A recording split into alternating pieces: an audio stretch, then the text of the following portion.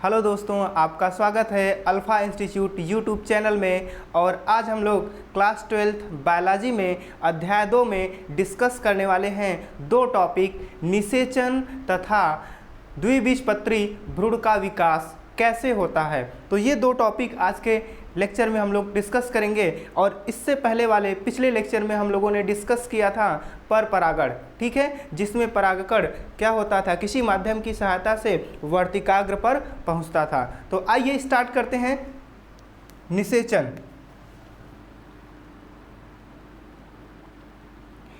निषेचन की जो प्रक्रिया है इसे फर्टिलाइजेशन भी कहते हैं। क्या कहते हैं? फर्टिलाइजेशन कहते हैं। निषेचन होने से पूर्व कुछ घटनाएं होती हैं, जैसे जब परागकण वर्तिकाग्र पर पहुंच जाता है तो उसका सबसे पहले क्या होता है? अंकुरण होता है। तो सबसे पहले हम लोग देखेंगे परागकण का अंकुरण। परागकण का वर्तिकाग्र पर अंकुरण। परागकण का वर्तिकाग्र पर अंकुरण यह कैसे होता है, ध्यान से देखेंगे आप लोग।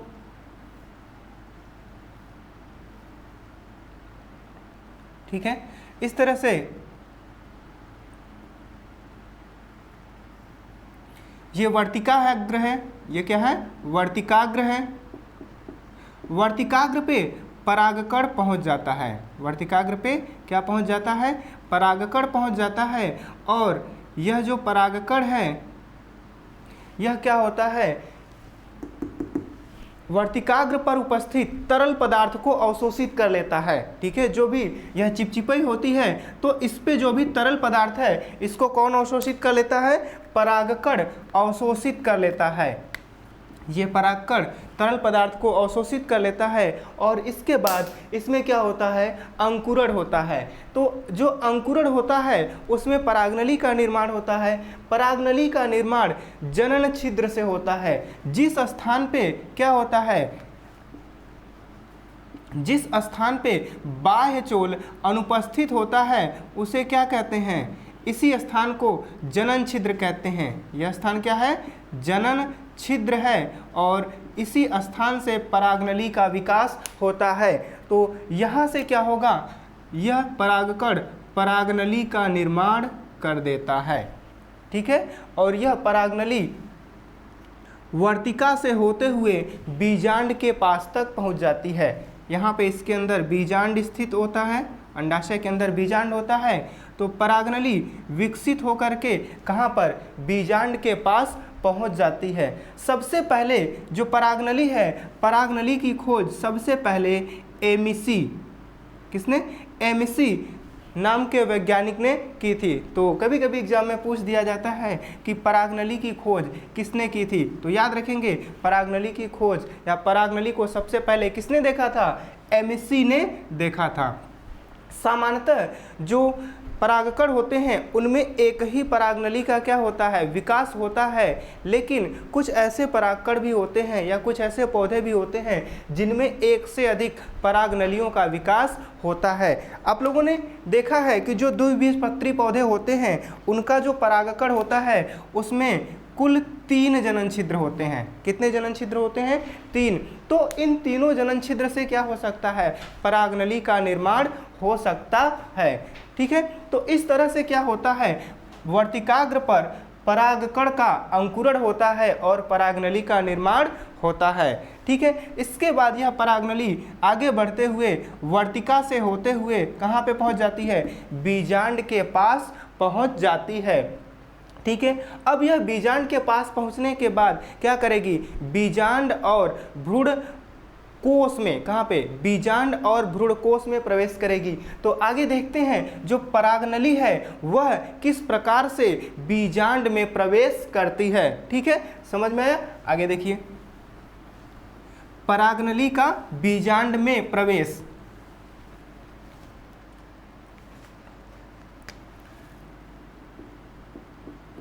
परागनली का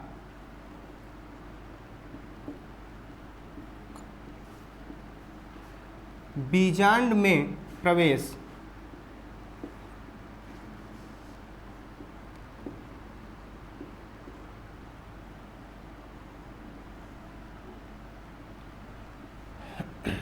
ठीक है, ध्यान से देखिए,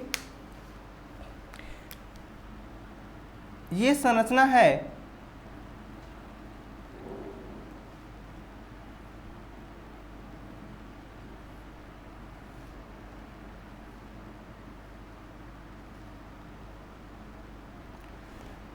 अंडक की। ठीक है, नीचे वाला भाग अंडाशय कहलाता है और इसी अंडाशय के अंदर स्थित होता है बीजांड। यहाँ पे क्या स्थित होता है? बीजांड स्थित होता है।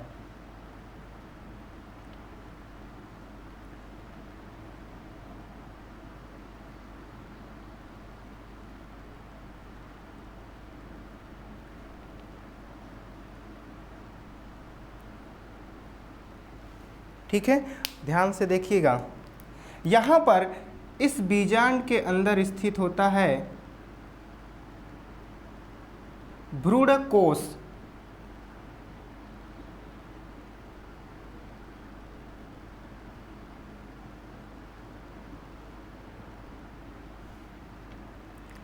इस बीजांड के अंदर स्थित होता है भ्रूण कोश। देखिए, परागनली यहाँ से विकसित होकर के आगे की तरफ बढ़ती है और इसी समय इसमें जो जनक केंद्रक होता है वह क्या करता है? विभाजित होकर के दो नर युग्मकों में बट जाता है। नर युग्मक। तो जो जनक केंद्रक होता है वह क्या बना लेता है? दो नर युग्मक बना लेता है। अब यहाँ पे देखिए किस प्रकार से परागनली प्रवेश करती है। परागनली सामान्यतः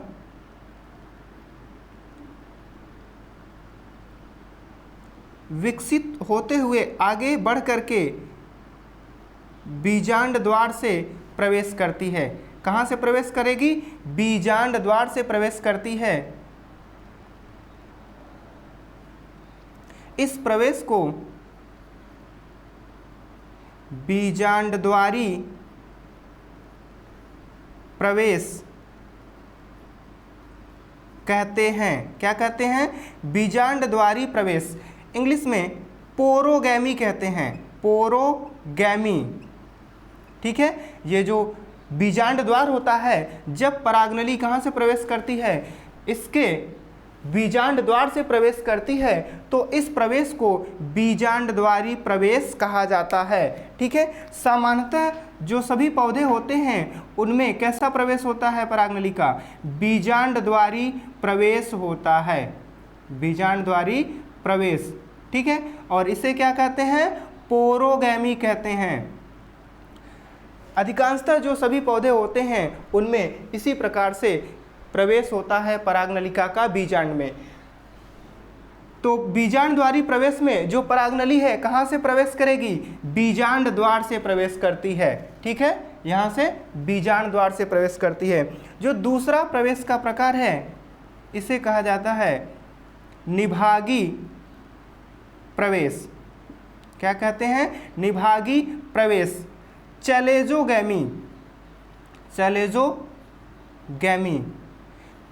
कभी कभी परागनली बीजांड के चैलेजा वाले भाग से ही बीजांड में प्रवेश कर जाती है और इस प्रवेश को कहते हैं निभागी प्रवेश। यह प्रवेश क्या कहलाएगा? निभागी प्रवेश कहलाता है, अर्थात चैलेजोगैमी कहलाता है। सामान्यतः सभी पौधों में बीजांडद्वारी प्रवेश, कुछ पौधों में क्या होता है? निभागी प्रवेश होता है, और कभी कभी एक तीसरा प्रकार है जिसे कहा जाता है कवलोदंग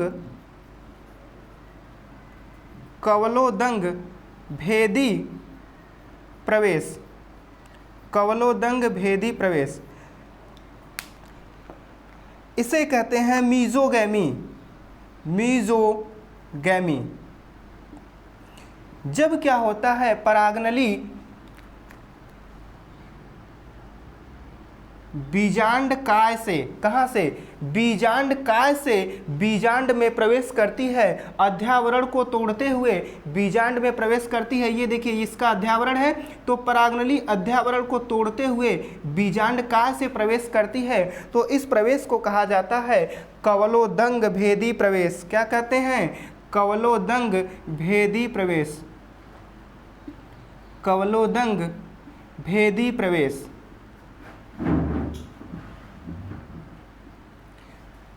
मीजोगैमी, मीजोगैमी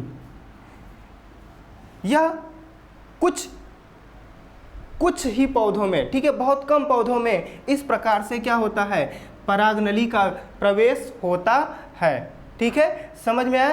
परागनली का बीजांड में प्रवेश 3 प्रकार से होता है, बीजांड द्वारी प्रवेश, निभागी प्रवेश और कवलोदंग भेदी प्रवेश। ठीक है, बीजांड द्वारी प्रवेश में जो परागनली है यह कहाँ से, बीजांड द्वार से प्रवेश करती है। निभागी प्रवेश में बीजांड के निभाग वाले भाग से प्रवेश करती है, और कवलोदंग भेदी प्रवेश में यह क्या करती है, इसके अध्यावरण को तोड़ करके बीजांड काय से प्रवेश करती है। ठीक है, समझ में आया? तो आगे हम लोग देखते हैं कि जो निषेचन प्रक्रिया है वह कैसे संपन्न होती है। ठीक है, अब यहाँ पे परागनली प्रवेश कर गई है, अब इसके बाद इसका प्रवेश होगा भ्रूण कोश में प्रवेश होगा और निषेचन की प्रक्रिया होगी। ठीक है, सबको समझ में आया? तो आगे देखते हैं।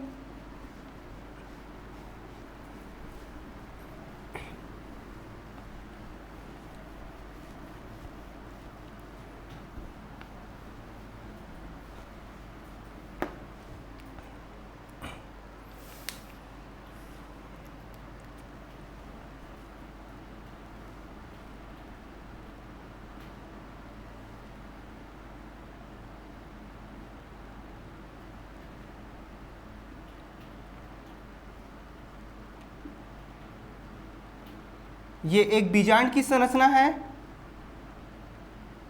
और इस बीजांड में क्या स्थित होता है, भ्रूण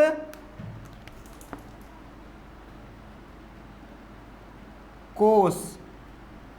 ठीक है, इसके अंदर भ्रूण कोश स्थित होता है।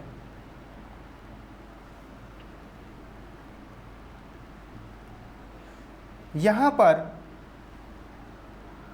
3 कोशिकाएं होती हैं, और यहाँ पर भी 3 कोशिकाएं होती हैं, और केंद्र में 2 केंद्रक होते हैं। ठीक है, देखिए जब परागनली यहाँ पर प्रवेश कर जाती है, इसके बाद परागनली एक अंड कोशिका, यह कौन सी कोशिका है, अंड कोशिका है। ठीक है, ध्यान से देखिए, यह अंड कोशिका है, अंड कोशा है,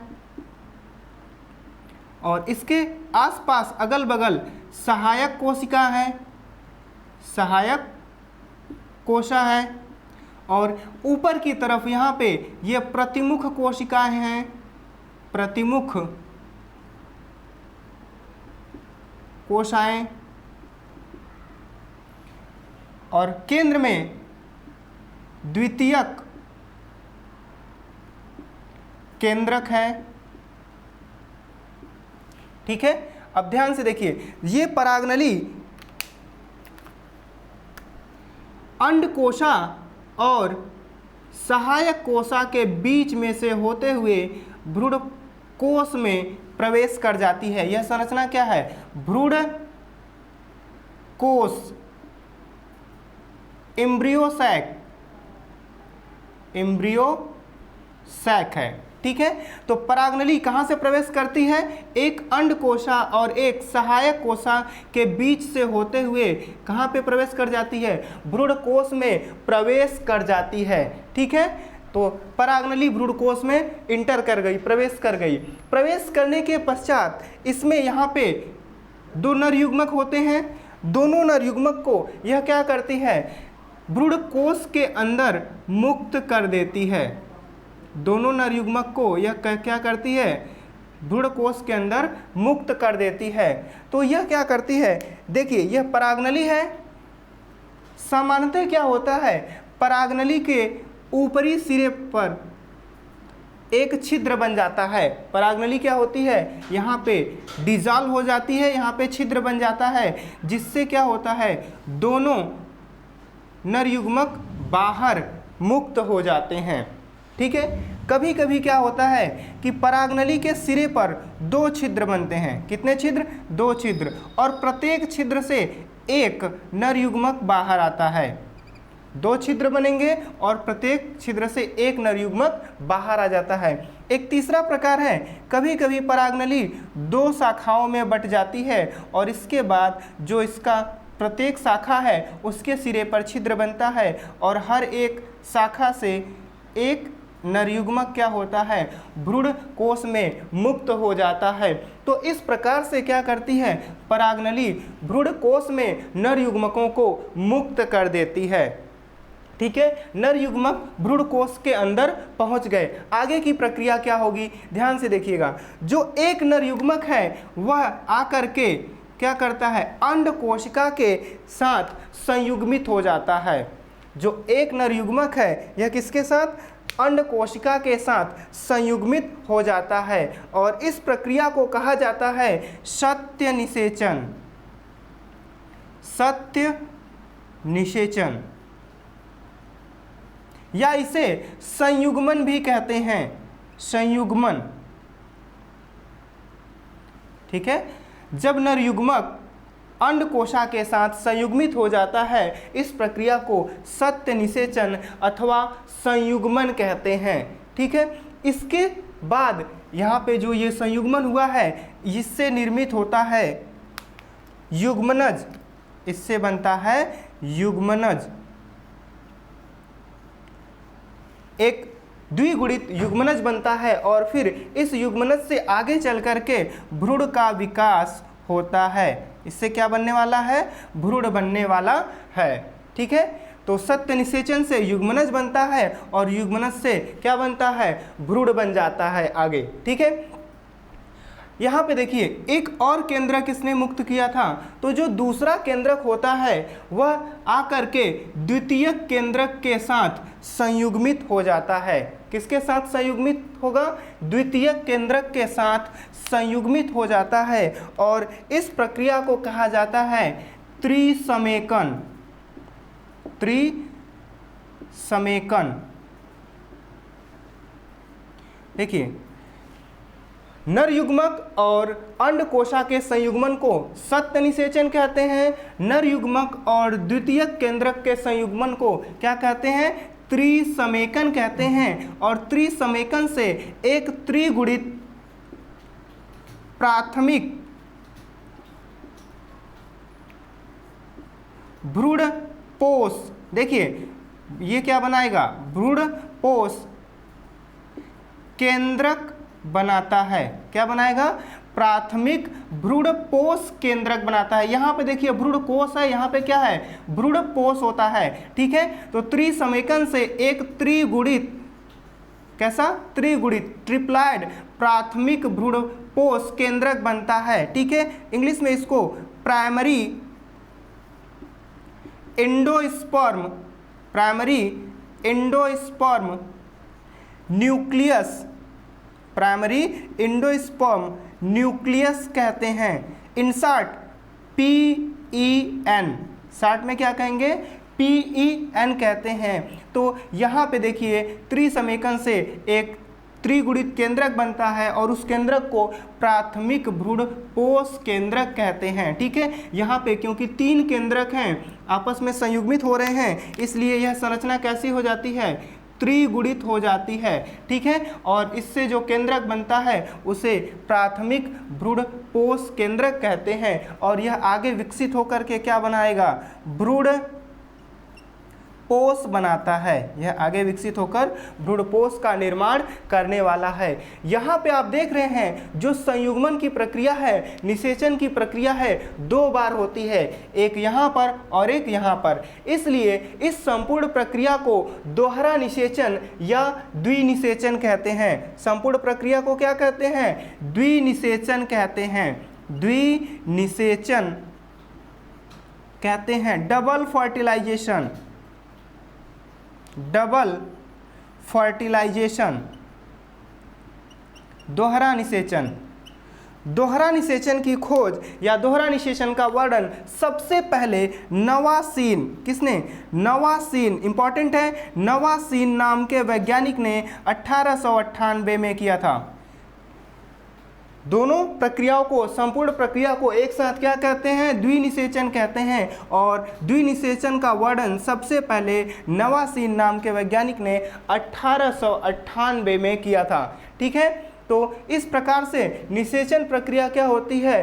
पूर्ण हो जाती है। और निषेचन प्रक्रिया से यहाँ पे क्या बन गया? एक द्विगुणित युग्मनज बन जाता है और एक क्या बनता है? त्रिगुणित प्राथमिक भ्रूण पोष केंद्रक बनता है। इसके बाद हम लोग देखेंगे कि युग्मनज से भ्रूण का निर्माण कैसे होता है।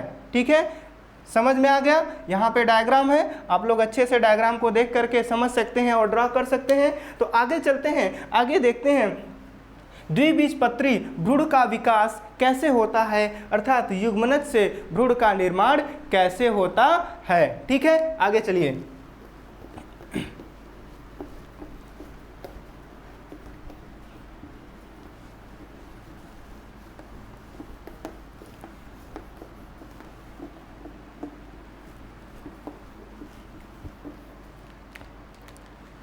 द्विबीजपत्री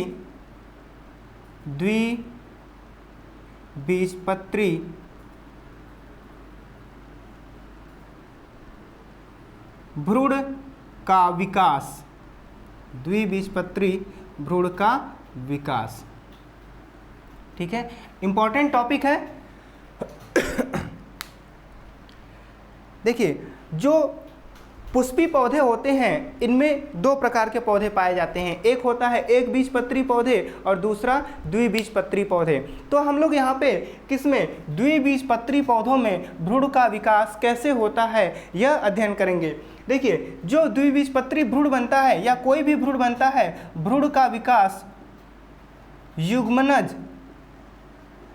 युग्मनज अर्थात जाइगोट से होता है। किससे होता है? जाइगोट या युग्मनज से होता है। और यह कैसा होता है? द्विगुणित होता है। और जो जाइगोट बना है, जो युग्मनज बना है, यह किसके अंदर बना है? भ्रूण कोश के अंदर बना है। ठीक है, हम लोगों ने यहाँ पे निषेचन अभी स्टडी किया, तो यहाँ पे इसके अंदर जो भ्रूणकोश रहता है, यहाँ पे क्या बना है? जाइगोट बना है। अब इस जाइगोट से क्या बनेगा? भ्रूण का विकास होगा।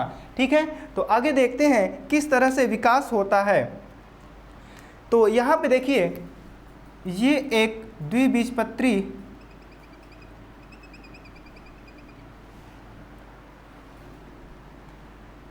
पौधों के लिए युग्मनज है। यह क्या है? एक जाइगोट कोशिका है। ठीक है, जाइगोट है। अब इसमें क्या होगा? सबसे पहले जो विभाजन होता है वह कैसा होगा? अनुप्रस्थ विभाजन होगा। कैसा विभाजन होगा? अनुप्रस्थ विभाजन होता है। अनुप्रस्थ विभाजन से यहाँ पर दो कोशिकाएं बन जाती हैं। कितनी कोशिकाएं बन जाती हैं? दो कोशिकाएं। इसमें एक कोशिका आकार में बड़ी रहती है और एक कोशिका आकार में छोटी रहती है। ठीक है, जो बड़ी कोशिका है यह बीजांड द्वार की तरफ बनती है। कहाँ पे? बीजांड द्वार की तरफ। और जो छोटी कोशिका है यह निभाग की तरफ बनती है। बड़ी कोशिका कहाँ पे? बीजांड द्वार की तरफ, छोटी कोशिका निभाग की तरफ। बड़ी कोशिका को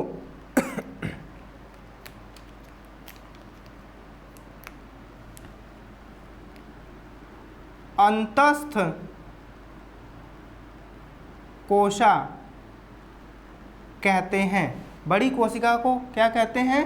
अंतस्थ कोशा कहते हैं।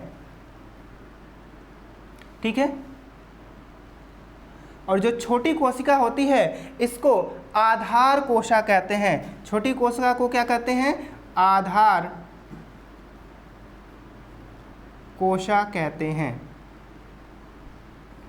ठीक है, समझ में आया? बड़ी कोशा को अंतस्थ कोशा और छोटी कोशा को क्या कहते हैं? आधार कोशा कहते हैं। आगे चल करके आधार कोशा से निर्माण होने वाला है भ्रूण का, ठीक है। तो इसे हम भ्रूण कोशा भी कहते हैं, इसे हम क्या कहते हैं, भ्रूण कोशा या कोशिका, ठीक है, भ्रूण कोशा या कोशिका, क्योंकि आगे चल के आधार कोशा से भ्रूण का निर्माण होने वाला है। जो अंतस्थ कोशा होती है इसे निलंबक कोशा कहा जाता है। इस कोशा को निलंबक कोशा कहते हैं, क्योंकि यह आगे चल कर के निलंबक का निर्माण करेगी, इसलिए इस कोशा को निलंबक कोशा कहते हैं। इसके बाद देखिए फिर से अगले स्टेप में, नेक्स्ट स्टेप में किस प्रकार से विभाजन होता है। जो नीचे वाली कोशिका होती है आधार कोशा, इसमें लंबवत विभाजन होता है। आधार कोशा में कैसा विभाजन होगा, लंबवत विभाजन होता है। और जो अंतस्थ कोशिका होती है इसमें अनुप्रस्थ विभाजन होगा, ठीक है, इस तरह से इसमें अनुप्रस्थ विभाजन और इसमें लंबवत विभाजन होगा। इस प्रकार से एक 4 कोशिकीय एम्ब्रियो अर्थात भ्रूण बन जाता है। कितने कोशिका का, 4 कोशिकी का, 4 कोशिकाओं का एक भ्रूण बन जाता है।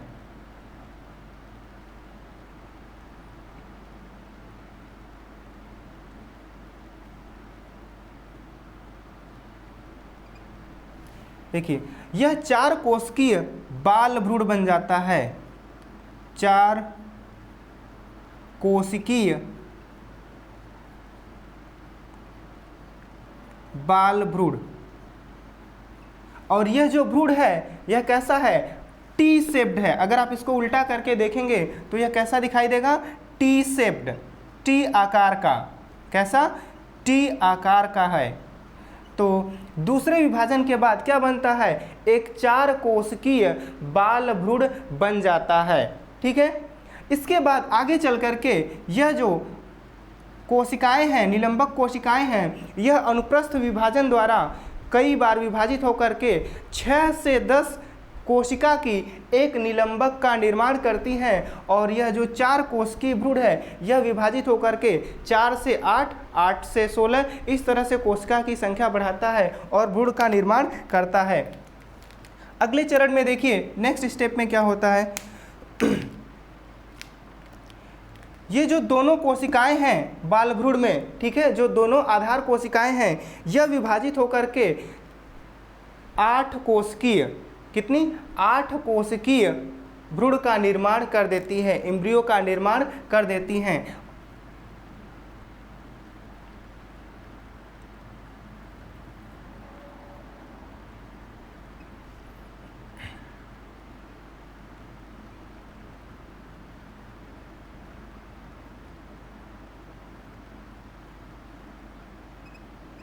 यहाँ पे देखिए आपको दिखाई दे रहा है, यहाँ पे 4 कोशिकाएं दिखाई दे रही हैं, लेकिन इसके पीछे 4 कोशिकाएं हैं। तो यहाँ पे भ्रूण में कुल कितनी कोशिकाएं हैं, 4 सामने दिखाई दे रही हैं, 4 इसके पीछे हैं। तो यह 8 कोशिकीय भ्रूण है। यहाँ पे भ्रूण में कोशिका की संख्या कितनी है, 8 है। और यहाँ पे देखिए जो कोशिका सबसे ऊपर, यहाँ पे जो अंतस्थ कोशिका से बनी हुई कोशिका है सबसे ऊपर होती है, निलंबक की सबसे ऊपर वाली कोशिका को चूसांग कहते हैं, चूसांग, हास्टोरिया, इसे हास्टोरिया या चूसांग कहते हैं, ठीक है।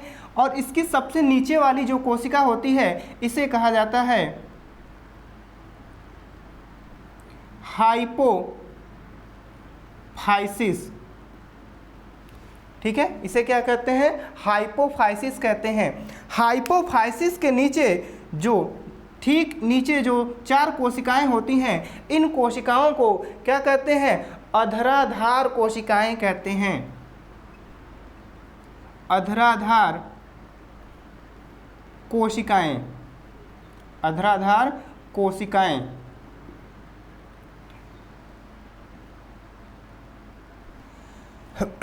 इंग्लिश में हाइपोबेसल, हाइपोबेसल सेल्स कहा जाता है। और अधराधार कोशिकाओं के नीचे जो 4 कोशिकाएं होती हैं इन कोशिकाओं को कहा जाता है अध्याधार अध्याधार कोशिकाएं, अध्याधार कोशिकाएं, इसे इंग्लिश में कहते हैं एपीबेसल, एपीबेसल सेल्स। इन्हें क्या कहा जाता है? एपीबेसल सेल्स कहा जाता है।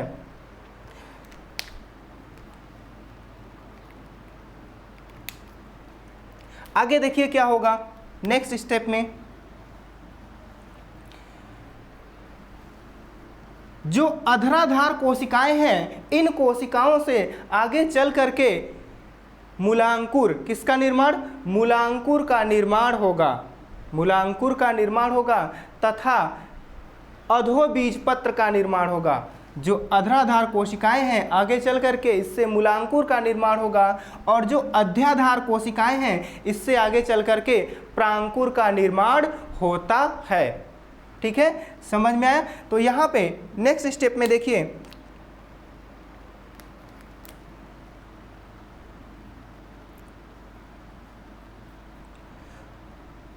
ये सुस्पेंसर है, निलंबक, निलंबक से बन जाता है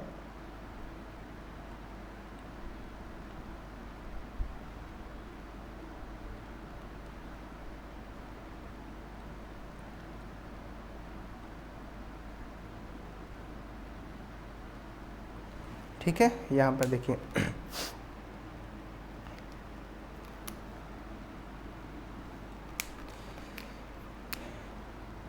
यह संरचना निलंबक है। निलंबक का कार्य होता है कि यह क्या करती है? अंडाशय से पोषण को ग्रहण करके विकासशील भ्रूण को यह पोषण प्रदान करती है। तो निलंबक क्या करता है? पोषण प्रदान करने का कार्य करता है। जो निलंबक होता है इसमें कोशिकाओं की संख्या 6 से 10 होती है। कोशिकाओं की संख्या कितनी होनी चाहिए? 6 से 10 होती है। और यहाँ पे यह एक भ्रूण विकसित हो रहा है। इसमें जो सबसे बाहर की परत होती है इसे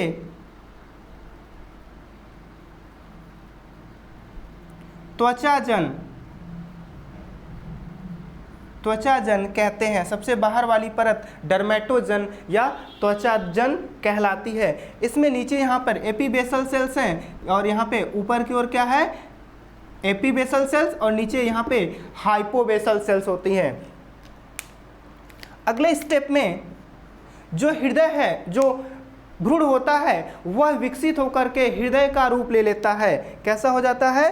हृदय के रूप में हो जाता है, कार्डियक शेप बन जाता है।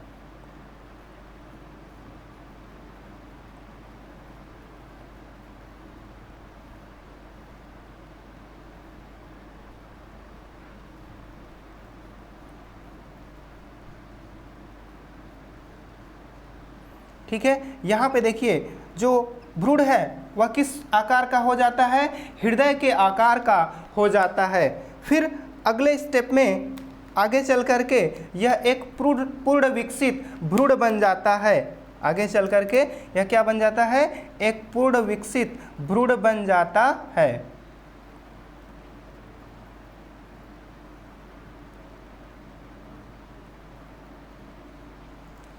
ध्यान से देखेंगे यहाँ पे यह जो संरचना है एक पूर्ण विकसित भ्रूण की संरचना है, और इसमें आप देख पा रहे हैं इसकी विभिन्न संरचनाओं को। यह सुस्पेंसर है,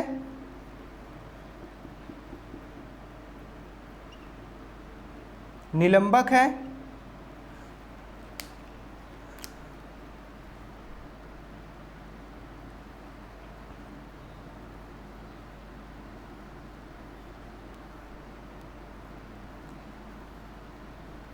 यहाँ पर आपको एक पूर्ण विकसित भ्रूण की संरचना दिखाई दे रही है। किसकी? पूर्ण विकसित भ्रूण की संरचना दिखाई दे रही है। और आप देख पा रहे हैं कि यहाँ पर इसमें यह संरचना क्या है? निलंबक है, जो भ्रूण को क्या करती है? पोषण प्रदान करती है। और यहाँ पे दो बाहर की ओर इस तरह से बीजपत्र, ठीक है, बाहर की ओर यहाँ पे दो बीजपत्र आपको दिखाई दे रहे हैं।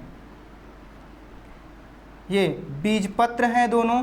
बीजपत्र के नीचे अधोबीजपत्र क्या होता है? अधोबीजपत्र। यह भाग अधोबीजपत्र कहलाता है। अधोबीजपत्र। बीजपत्र के नीचे वाला भाग यह बीजपत्र है और इसके नीचे वाला भाग क्या कहलाता है? अधोबीजपत्र कहलाता है। ठीक इसी के नीचे यहाँ पे पास में होता है प्रांकुर। क्या होता है? प्रांकुर होता है और प्रांकुर से तने का निर्माण होता है। प्रांकुर से किसका निर्माण होता है? प्रांकुर से तने का निर्माण होता है और पत्ती का निर्माण होता है। ये यहाँ पर प्रांकुर है। प्रांकुर मीन्स प्लूम्यूल है और प्रांकुर से किसका निर्माण होता है? तने का निर्माण होता है। इसके नीचे स्थित होता है मूलांकुर।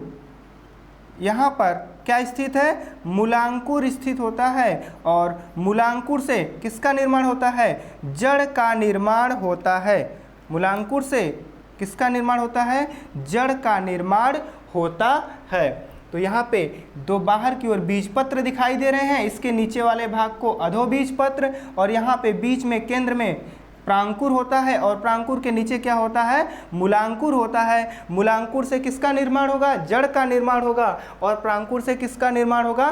तने का निर्माण होता है। ठीक है, तो यह एक पूर्ण विकसित भ्रूण बनने की क्या है? प्रक्रिया है द्विबीजपत्री पौधों में। इसी प्रकार से क्या होता है? एक बीजपत्री पौधों में भी भ्रूण का निर्माण होता है, लेकिन अंतर सिर्फ इतना रहता है कि यहाँ पे क्या होता है? जो बीजपत्र है इसकी संख्या 2 बनती है। इस 2 बीजपत्र बनते हैं, लेकिन एक बीजपत्री पौधों में केवल एक ही बीजपत्र बनता है और उसे एस्क्यूटेलम कहते हैं। एक बीजपत्री पौधों में बीजपत्र को क्या कहते हैं? एस्क्यूटेलम कहते हैं। ठीक है, तो आज के क्लास में इतना ही। उम्मीद करता हूँ ये लेक्चर आप लोगों को बहुत पसंद आया होगा और मिलते हैं अगले क्लास में अगले लेक्चर के साथ। ठीक है, ओके।